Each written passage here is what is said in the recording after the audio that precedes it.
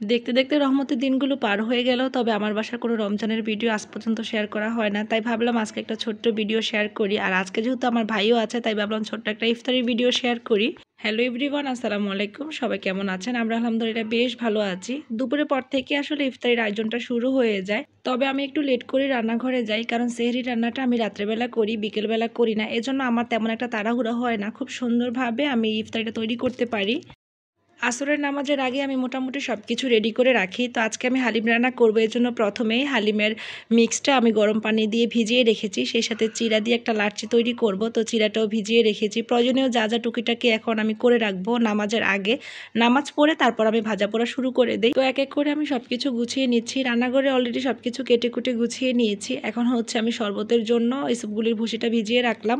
সেই সাথে লাচ্ছিতে খেজুরও মিক্স করব, তার জন্য খেজুরটাও ভালো করে ধুয়ে তারপর ভিজিয়ে রেখেছি যাতে একটু নরম হয়ে যায়।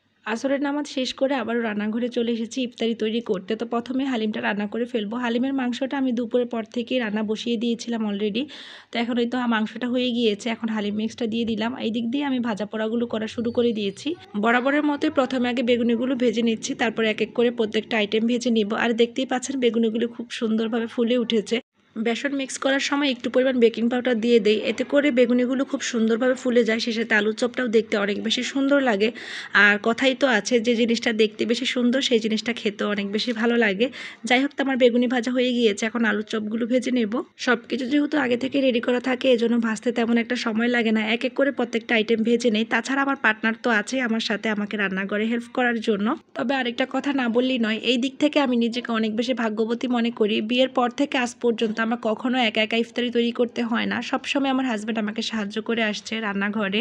শুধু রমজান মাস বলে না, বরাবরই সে আমাকে রান্নার কাজে হেল্প করে আসছে। তাছাড়া রমজান মাসে তো A to Z সে অনেক কিছুই করে।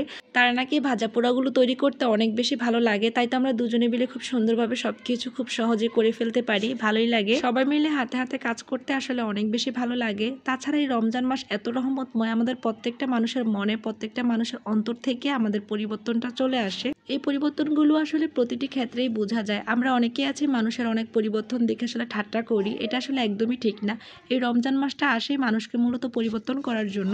যাই হোক, তো আমরা প্রত্যেকেই আসলে কাজ করছিলাম, এক একজন এক একটা তৈরি করছি। আমি আর আমার হাজব্যান্ড রান্নাঘরে ছিলাম, এই দিক দিয়ে আমার ভাই হচ্ছে লাচ্ছিটা তৈরি করছে। ওর আসলে এই লাচ্ছিটা খেতে অনেক বেশি মজা হয়। আর আমার ভাইও মাশাআল্লাহ ইফতারি তৈরিতে পরিবারকে হেল্প করে, হাত গুটিয়ে বসে থাকে না। এটাই আসলে হওয়া উচিত প্রত্যেকটা পুরুষের ক্ষেত্রে। আর আমার হাজব্যান্ড তো মাশাআল্লাহ বরাবরই আমাকে রান্নার কাজে অনেক অনেক বেশি হেল্প করে, আমাকে অনেক মজার মজার রান্না করে খাওয়ায় আলহামদুলিল্লাহ। তো এই তো লাচ্ছি তৈরিতে যা যা প্রয়োজনীয় আমার ভাই সবকিছু এক এক করে মিক্স করে নিয়েছে, এখন সবকিছু ভালো করে ব্লেন্ড করে নিবে। অন্যদিকে আমাদের ইফতারি মোটামুটি সবকিছু রেডি করা শেষ। সত্যি বলতে ইফতারিতে যত আইটেম তৈরি করে না কেন, এই ভাজা পোড়াগুলো না তৈরি করলে কেমন যেন একটা খালি খালি লাগে। একদিন না তৈরি করলে মনে হবে যে কতদিনই বা খাই না।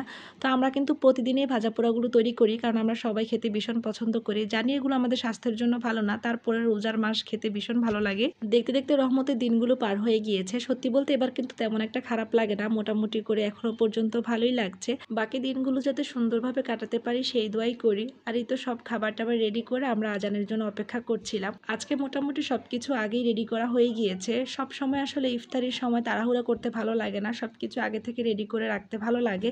আর এই তো আমার হাজব্যান্ড মুড়ি মাখিয়ে নিচ্ছে। ইফতারিতে মুড়ি মাখাটা না খেলে কেন জানি না পেটই ভরে না। আপনাদেরও কি এমনটা হয়? অবশ্যই কমেন্টস করে জানাবেন। যাই হোক, আজকে পর্যন্তই। আল্লাহ হাফেজ।